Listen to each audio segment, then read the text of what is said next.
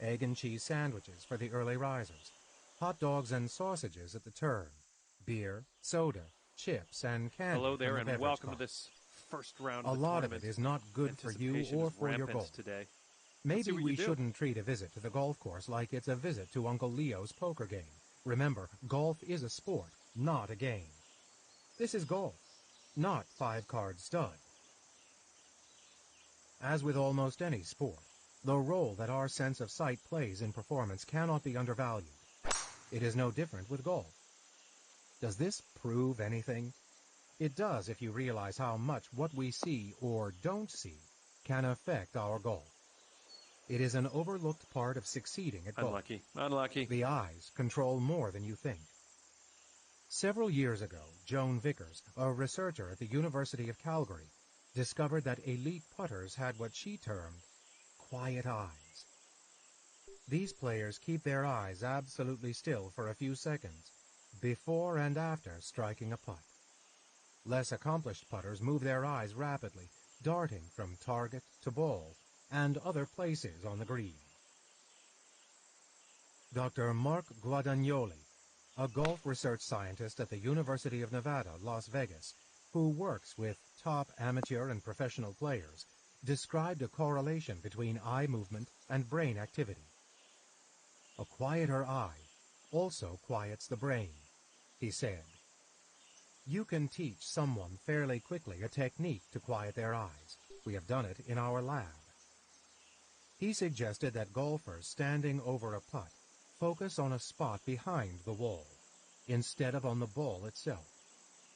One goal is to eliminate sensory intrusions from the task at hand.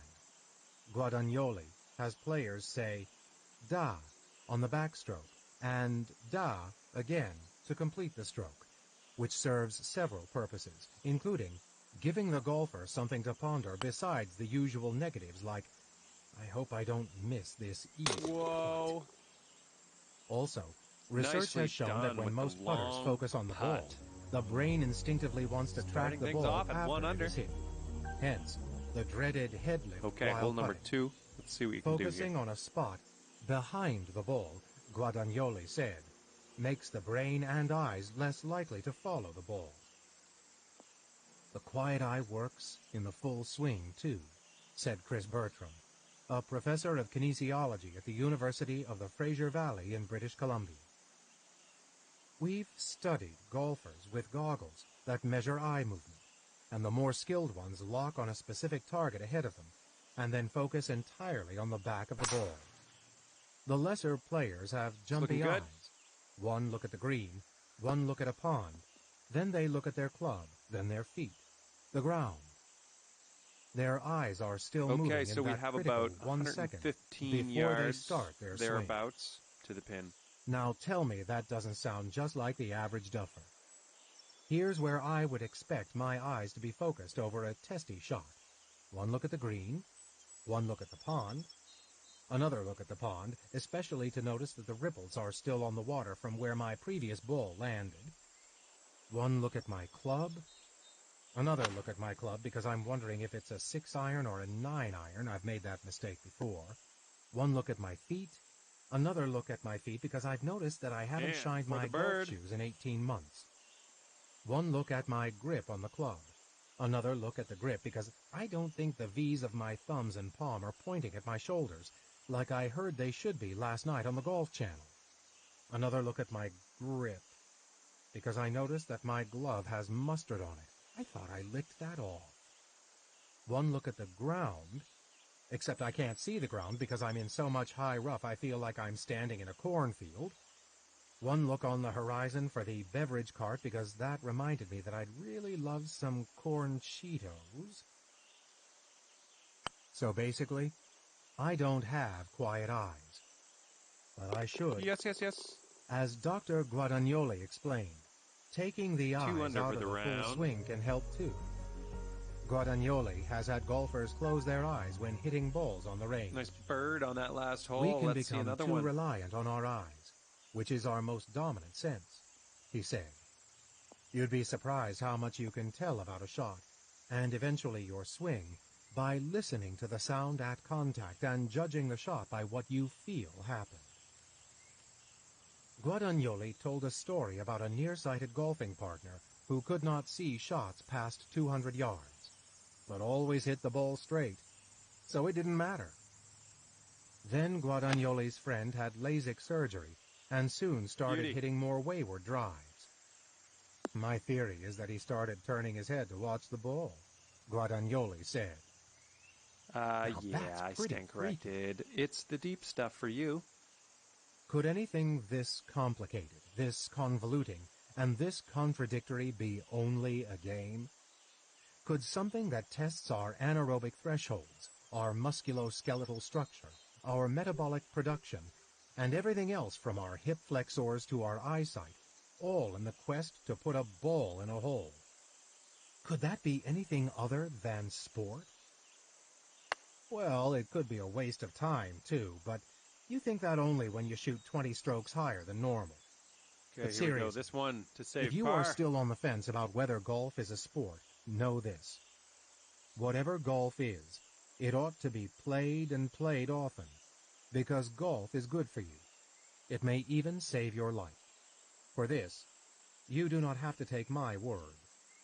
According to a study of 300,000 golfers in Sweden, golfers live longer than non-golfers by about 5 years. This was true for golfers regardless of sex, race, or occupation. Leaders of the study said the health advantages were linked to players being outside in fresh air for several hours and walking briskly between shots. And that'll keep you More at amazing, 2 under for the the round. data showed that golfers with the lowest handicaps lived the longest. All right. Researchers reasoned that because golf is good for you, playing it more often, typical behavior for better golfers, yields even more benefit. I rest my case. No mere game can do all that. Chapter 10. Golf Safety. If I'm on the course and lightning starts, I get inside fast. If God wants to play through, that was launched. Bob Hope. I haven't said too much negative about golf in this book because, well, there's nothing negative to say. And looks Who doesn't like love golf, right? I'd say 160 yards but or so some out golfers from can the love it pin. too much, and it can lead to trouble. As I've said many times already, golf is good for you.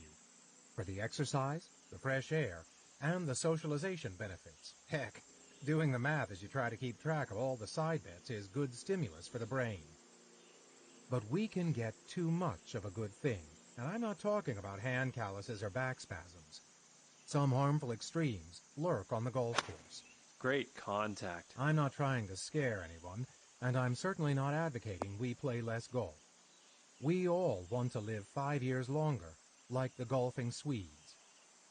But like many things in life, advances in medicine and science have made it plain that some common habits are not good for us. Consider some of the things we used to do off the golf course. About half of the population used to smoke.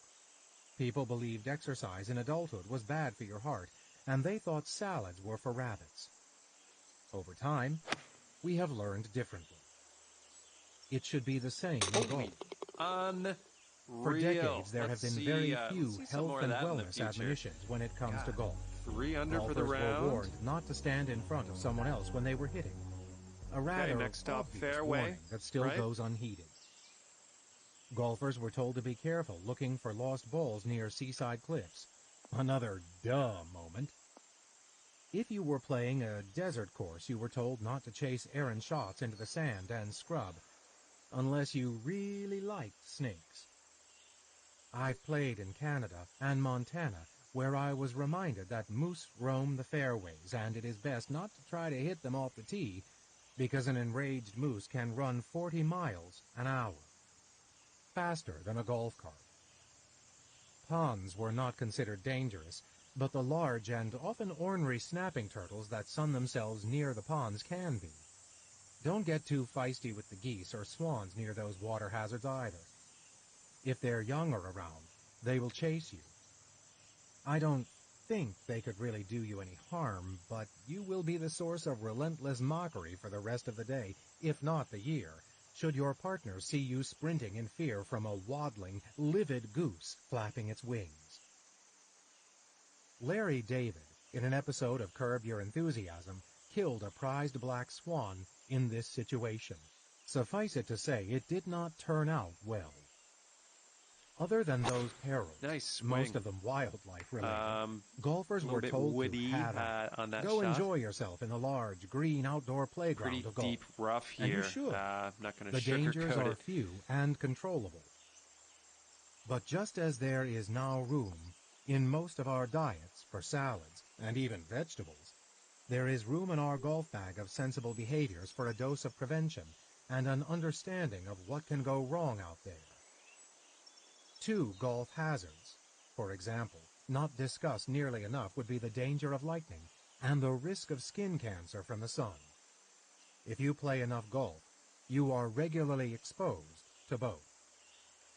In a typical year, lightning kills more people than tornadoes or hurricanes. A golf course is an especially threatening place during a thunderstorm because it has isolated tall trees and wide open spaces where golfers can be the tallest target. Dermatologists, meanwhile, say golfers are notoriously poor at protecting themselves from sun damage and frequently need treatment for harmful lesions on ears, hands, and noses. And as much as it may seem obvious to avoid golf balls struck by other golfers, people do get hit by shots regularly. Serious injuries occur, and there are definitely ways to minimize that risk. Then there is the golf cart, a seemingly harmless little aid to the golf community. Except when it isn't. The golf cart, it turns out, is another overlooked hazard. Apparently, it should come with a siren and flashing police lights. Of course, the first most dramatic threat, lightning. Anyone who spends long periods of time outdoors is susceptible to a lightning strike, and golfers are especially vulnerable because we have a code that seems to honor persevering in tough weather conditions. Once out on the golf course, we don't want to leave it. There are all kinds of funny sayings about the fanatically devoted golfer, little jokes about how we won't come off the golf course.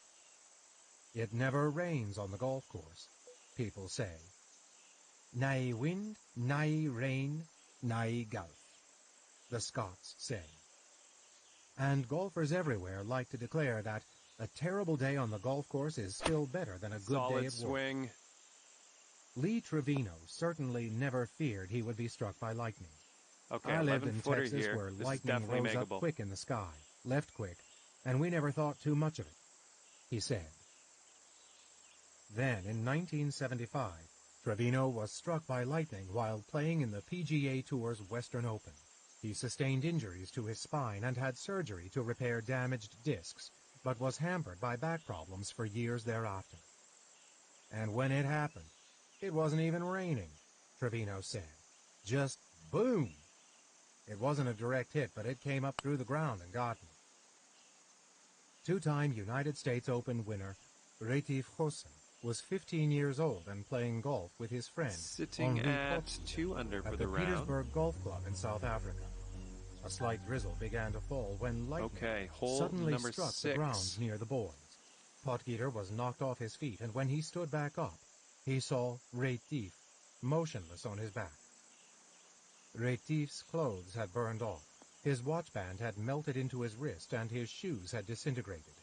His tongue was back in his throat, and he was hardly breathing. I remember picking up his spectacles, and I didn't know what to do. Potgieter told the magazine Golf World years later. I thought he was dead, and I started screaming for help. Fortunately, there were guys teeing off on the next hole, and they came running. They picked him up and put him in a car. Retief Goosen recovered fully, although he still has a scar on his wrist from the incident. Okay, you're on the green. He could not wear shoes for weeks. 38-footer here. He did resume playing golf eventually, and like most touring pros, if he hears thunder, he leaves the golf course, regardless of how much money is on the line.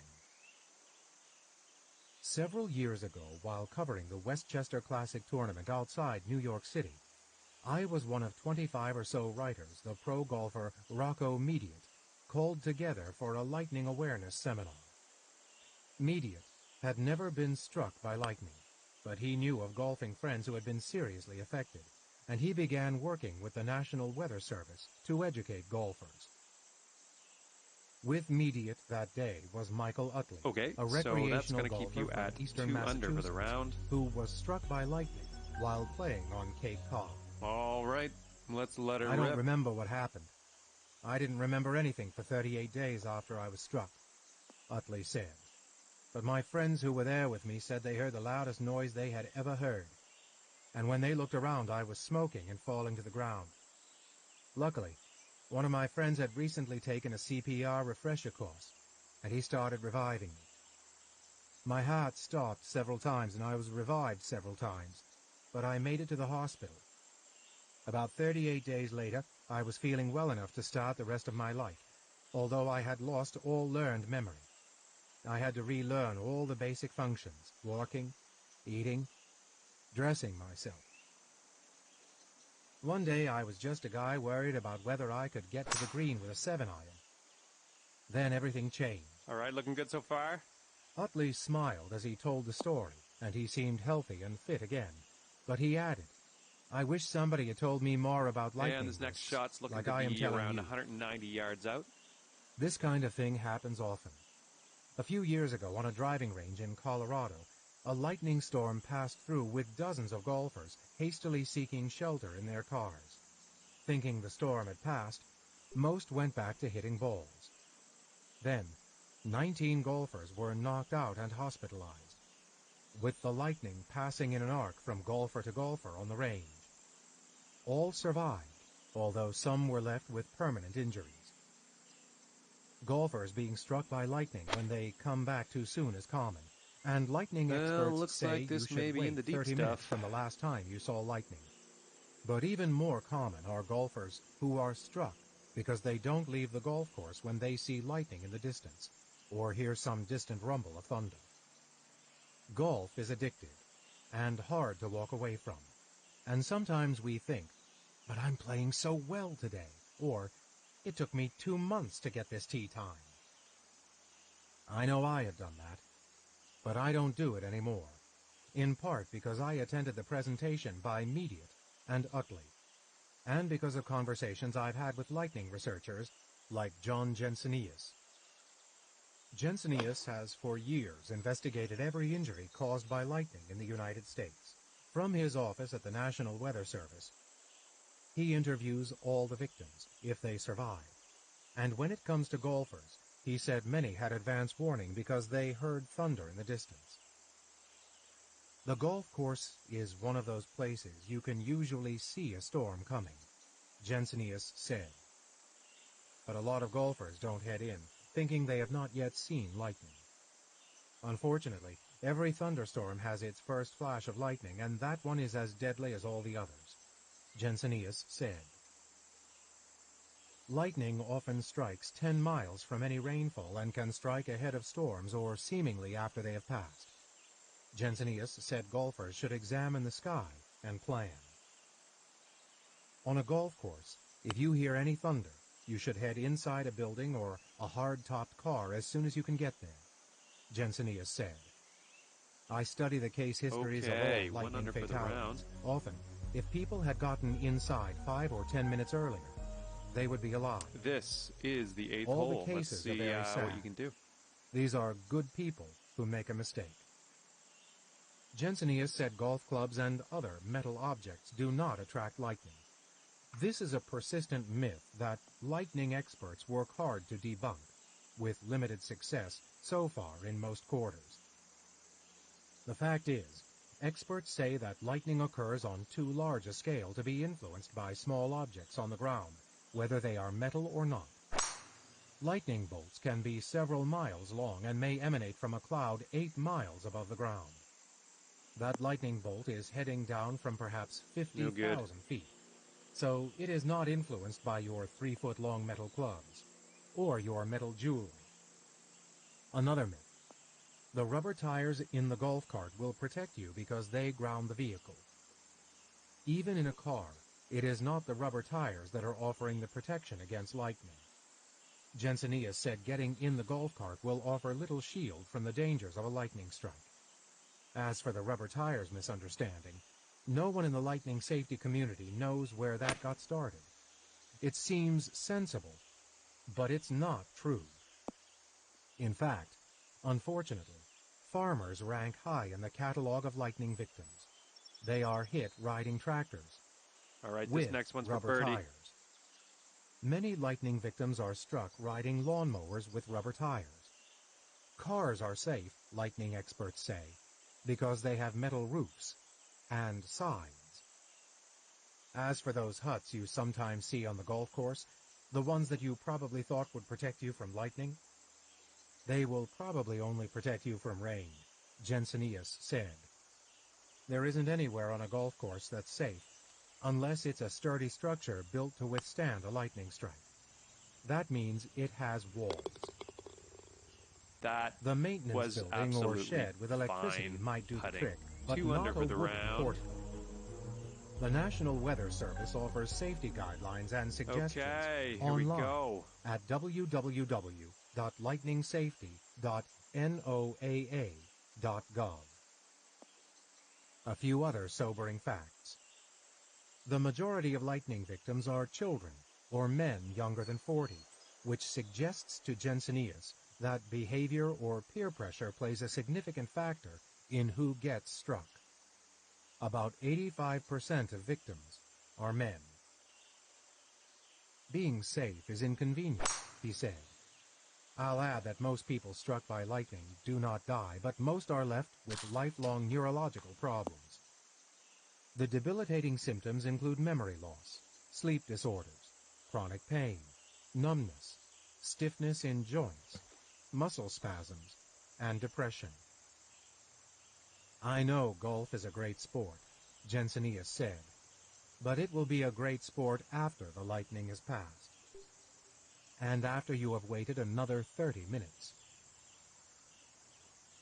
Unlike lightning, which strikes quickly, the danger golfers face from exposure to the sun comes in opposite form. It accrues over a long period of time. But even casual golfers spend hundreds, if not thousands of hours in the sun over a lifetime.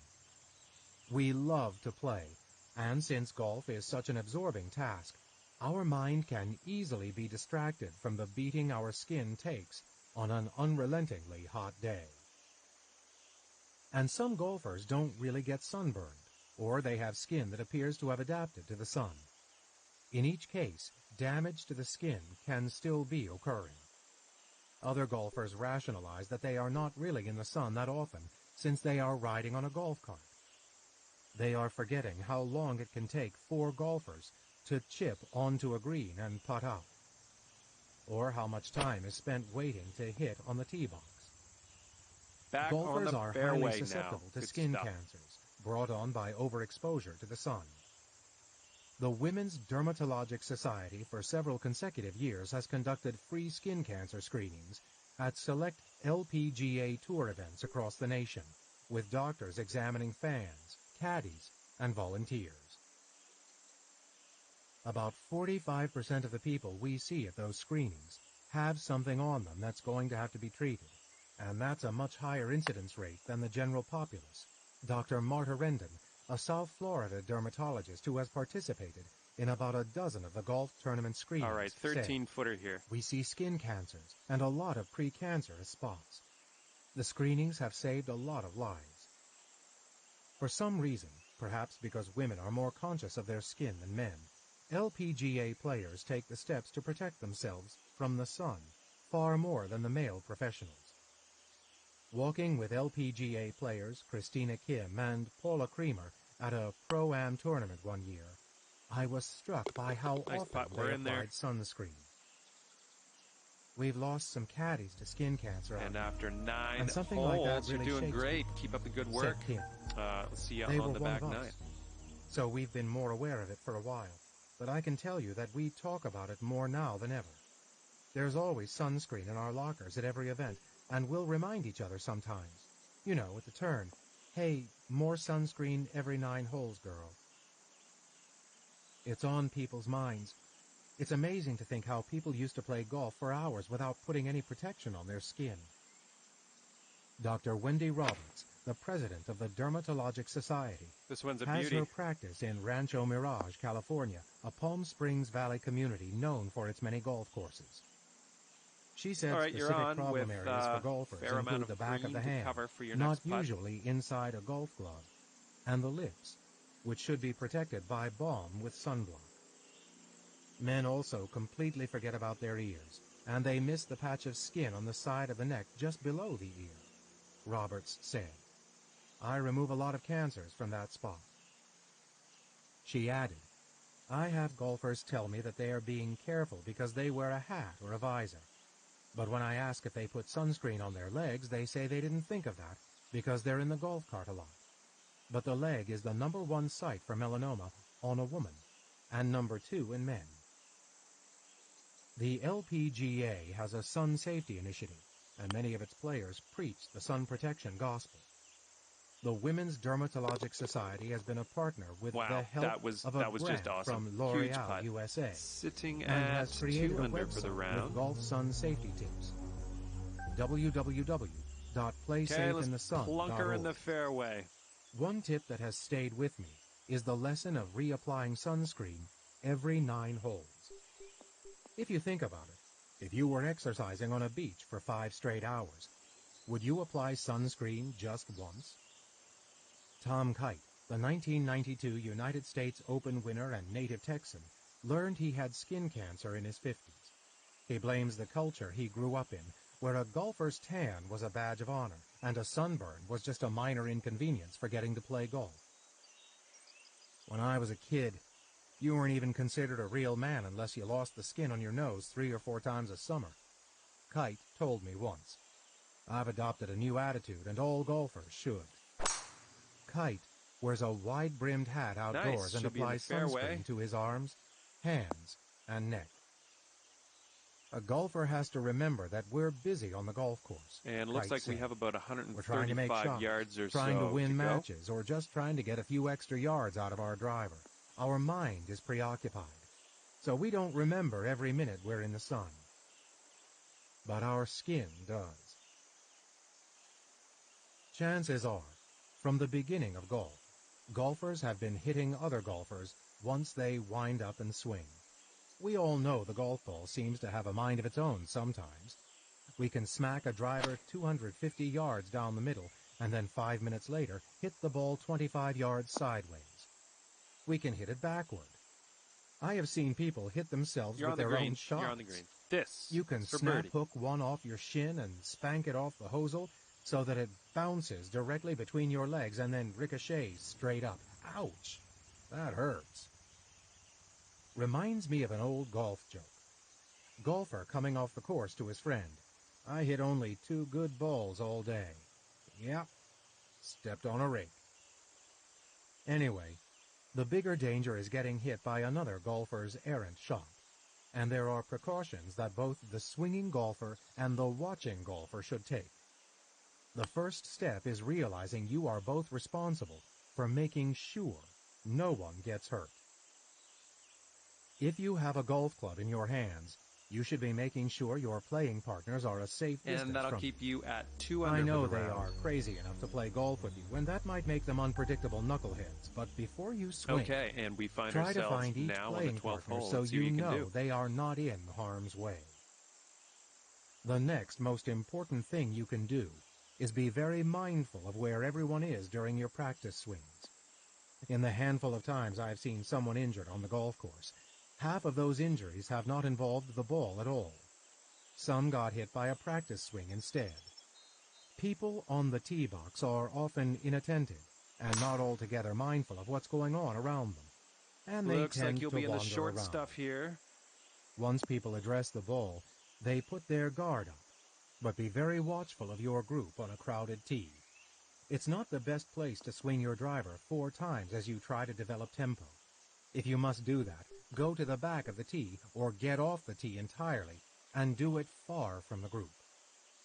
When it is your turn to hit, don't swing unless the group in front of you is completely out of range. Avoid the temptation to hit the ball as they are moving out of range, because you have been waiting 10 minutes and are frustrated by the pace of play. Better to cool off and wait. You won't likely hit it well if you have any doubt in your mind that the hole is clear in front of you.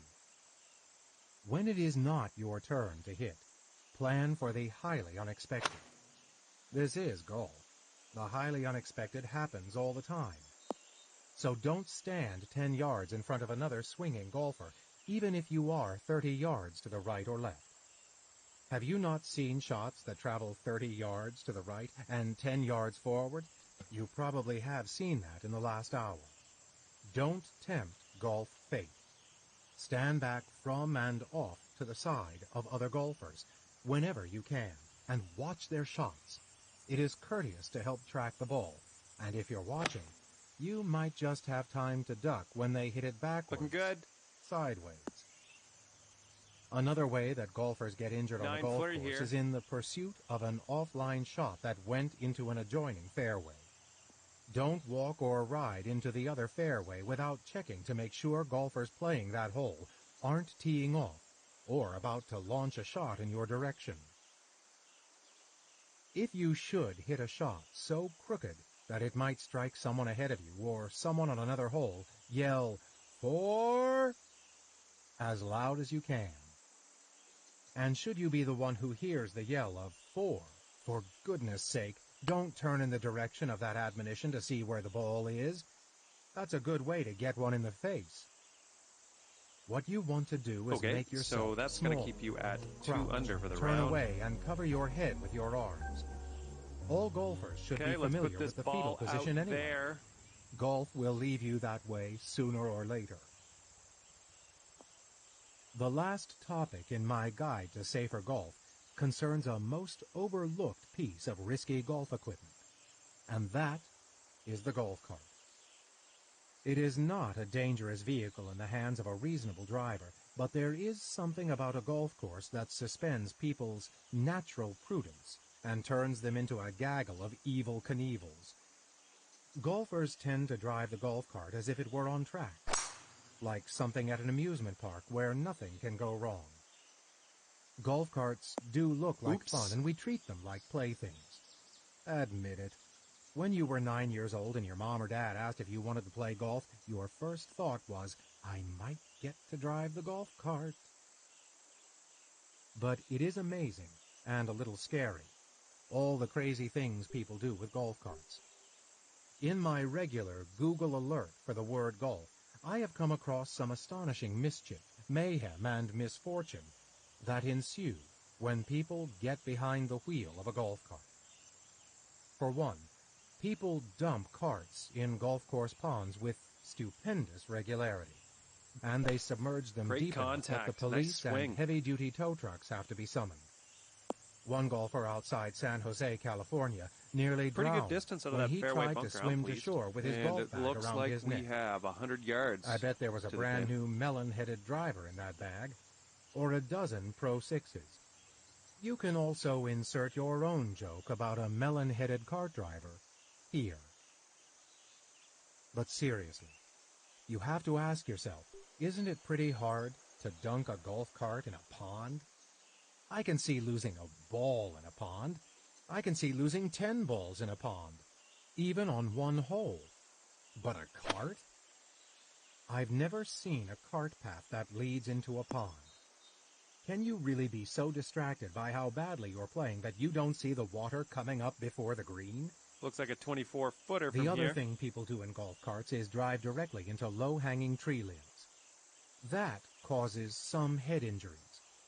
They hang their feet outside of carts too, which leads to a lot of broken ankles when a limb is twisted by a landscaping element, like a greenside railroad tie or a flower bucket. People fall out of golf carts as well, and rolling a golf cart is not uncommon. The golf cart itself seems to have contraptions that, when mixed with golf, lead to problems. Not long ago, Eric Johnson, once the first overall pick of the National Hockey League draft and a pivotal player for the St. Louis Blues, missed an entire season when he tore the anterior cruciate ligament in his right knee at the team's annual preseason golf outing. Johnson got his foot stuck between the accelerator and the brake of a cart and tore up his knee. A year later, it's time Matt to send this McChesney, ball on its a reserve way. offensive lineman for the Denver Broncos, stepped out of his golf cart just as another cart zoomed past him and struck him in his recently rebuilt ankle. The injury ended up forcing the 28-year-old McChesney to retire from football without playing another game. Some pro teams have clauses written into contracts prohibiting players from golfing during the season. I always thought that was because they didn't want players baking in the sun for 5 hours before a night game. This one's looking dialed in. It turns out it may be to keep them away from the golf carts. It kind of makes sense in a weird golf sort of way that something as innocuous as the golf cart with its cushy seats, floppy, oversized tires, and extra handy straps becomes the very thing you have to fear the most. Not the spiky shoes, rock-hard golf balls, 47-inch weighted drivers, or pointed tees. The Center for Injury Research and Policy at Nationwide Children's Hospital in Columbus, Ohio, studied golf cart injuries and reported in 2010 that nearly 148,000 golf cart-related injuries occurred between 1990 and 2008. The number of cart-related injuries rose to nearly 13,500 in 2008, from about 5,700 in 1990. Okay, let's put this drive in the fairway. So we're getting worse as golf cart drivers, not better. These injuries were not sustained exclusively at golf courses, but a large percentage were. A lot of people are getting hurt because they do things in a golf cart they wouldn't think of doing in an automobile, said Dr. Laura McKenzie, one of the authors of the study. People on the golf course are having fun, and that's good. But the golf cart is a motorized vehicle that can go fairly fast, and children fall out of them because they are built differently than adults, and without a seatbelt, they don't have the balance or the strength to handle some bumps or turns. The doctor had additional safety recommendations. Keep your feet flat on the cart floor. Okay, you're kind of in some deep stuff. This is the danger zone. Use the hand grip above your head for stability. And don't make any post-factory changes to the cart, like disabling the speed governor. There is, of course, another way to handle this situation. Hire a caddy. A caddy might also be able to warn you should you be standing too near another golfer getting ready to hit. A caddy might remind you to use your sunscreen, and a caddy might definitely seek shelter if a thunderstorm was approaching. Could be in the rough here. Know that the most important, overarching objective of a day of golf is to live and stay able-bodied to play golf another day. Chapter 11. The New Culture of Golf. Fantasy, fashion, finance, and the forsaken golf ball. The only time my prayers are never answered is on the golf course. Billy Graham. Not to generalize, but people who take part in fantasy sports leagues are obsessed lunatics. Unless we're talking about fantasy golf leagues, because they're okay. A lot has changed in golf, and in the modern version there are many new accoutrements, affixed to a ritualized, tradition-bound game. Here we go. Let's pop this in the fairway. Golfers were once a staid lot who dressed alike, and poorly at that. Golfers were traditionalists who did not swiftly adopt or accede to new trends. A contemporary golfer was one who no longer wore knickers and was willing to try one of those newfangled metal drivers, which, in a classic case of golf contrarianism, they still referred to as a metal wood. But look how far we have come. Golfers have now waded into the great sea of unwashed fantasy sports players. But wait a minute. We aren't really lumped in with all of those crazies, are we? No, of course not.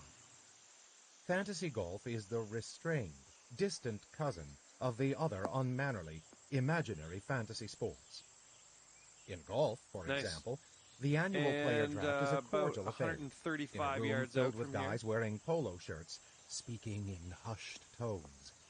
Our imaginary teams are full of gentlemen playing a game of decorum and integrity. Perhaps that's why my young son has taken to calling Sundays in the spring and summer the afternoons when Daddy screams at TV golf for 2 hours. So, I admit, I am a fantasy fraud. I acknowledge that fantasy golf makes me and many other participants an obsessed lunatic. Well, looks like Indeed, this may be in the we deep may stuff. be worse than players of other fantasy sports. And here's why. Not only do we let golf humiliate us on the course, but we also go home and watch another golfer on television, chosen as our representative, as he or she is humiliated by this faithless game as well. Fantasy golf leagues are not nearly as big as those operated for professional football or baseball, which have combined to lure more than 30 million people into an addictive stew of stats and strategy. But because fantasy golf has far simpler rules that require little number crunching, its popularity is growing rapidly.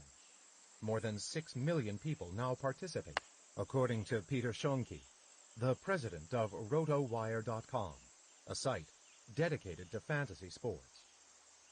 In fantasy golf, you can be a math simpleton and not so feel that'll as if you keep will you be at outwitted 3 by under the for the round. accountants and actuaries in the competition. Try that in a fantasy Coming baseball off a league. par on the last one. The United Let's see what States happens Congress here. wanted to rewrite the IRS tax code a couple of years ago, but realized all the top mathematical minds were too busy with fantasy baseball. But golf fantasy leagues are easy and welcoming. For example, I belong to a fantasy golf league of a dozen friends. Once a year, each of us picks a team of 10 golfers. The champion is the owner whose 10 players cumulatively amass the most PGA Tour money. Simple as a 3-foot putt to win the match. Right? Some leagues require players to pick a different golfer, or 3 different golfers, every week. Some follow only the major championships. There is a league in which you win by picking the worst golfers, those who record the highest scores. Now that is cruel. And genius. Yahoo, PGA.com, CBS Sports, and several other websites run fantasy golf leagues. They can be free, although some have small fees, $25, and relatively small first-place prizes, $500. In higher stakes leagues, the fee can run $300 and the payout $5,000. The basic reason fantasy golf exists, though, is to enhance interest in an otherwise bland tournament as you're sitting in front of the TV on a Sunday afternoon. In other words, when none of the big-name golfers are in contention. But if fantasy golf's rules are simple, its culture is not. Having a team means worrying about things other fantasy sports players never have to consider.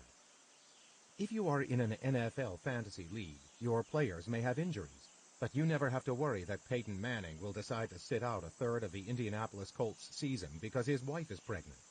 And Aaron Rodgers is not likely to take off the first 2 weeks of October because his girlfriend breaks up with him.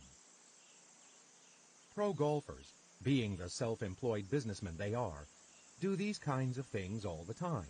They also sit out tournaments to attend their kids' birthday parties. When that happens, I can hear a nation of fantasy players yelling, "Hey, VJ, back away from the birthday cake and get your golf bag to the Greater Milwaukee Open. This party is costing me money." So picking a fantasy team means knowing every detail of a golfer's personal life.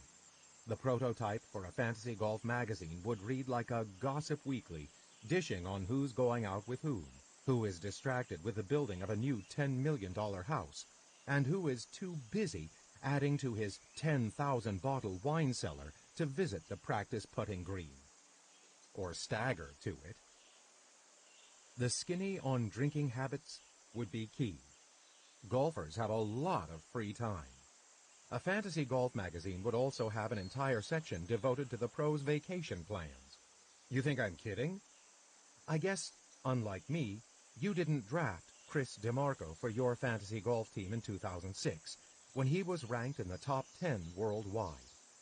A week after our draft, he went skiing with his kids, fell, and cracked some ribs. He hasn't been the same since. You also didn't have Ernie Els the year before, when he blew out his knee riding an inner tube with his kids during a Mediterranean vacation. One stray wave ruined my whole year. And don't even get me started on Sergio Garcia, the talented boy wonder I took with my first pick in 2009. That was the year Greg Norman's daughter dumped him. Shortly thereafter, Garcia told a British tabloid that she was his first love, and he has been in a funk since. Did I mention that Garcia, formerly ranked number 2 worldwide, essentially took the rest of the year off and fell out of the top 100 on the PGA money list? So this fantasy golf business gets complicated. Still, it does bring a lot of exhilaration to the common, calm Sunday afternoon. Several years before I had been lured into this dark world, I was in a country club grill room on a Sunday when over in the corner a guy was yelling at the TV, "Miss it, miss it, miss it!" as the little-known Joey Sindelar lined up a short putt to win the 2004 Wachovia Championship. Wow!